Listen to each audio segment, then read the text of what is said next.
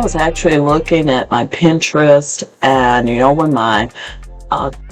when my YouTube account got deleted, I had so many things tied to it, and my Pinterest was full of postings that I put out there on my channel. I've already deleted some, but I just wanted to show you so many videos I had done, well, categories. There's like some of them that have more than 45 actual videos posted inside of there. I mean, probably 50 or more in some. It's just so many things that I have done with nearly 2,700 videos that it is crazy. And I am right now, again, rebuilding.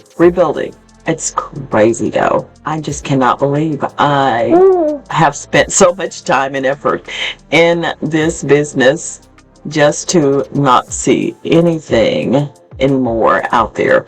And even if you clicked on the pins, of course, it's linked to the channel, so the channel is gone, so you can't see anything except like the thumbnails. Y'all say hey to Baby Royal. She's hanging out with me right now, and we are going through all of these things. So in the midst of me trying to work, I'm also trying to get all of these things tidied up and cleaned up throughout all of my social media, digital platforms, etc., etc. So that's what's going on today. Chit chat with y'all later.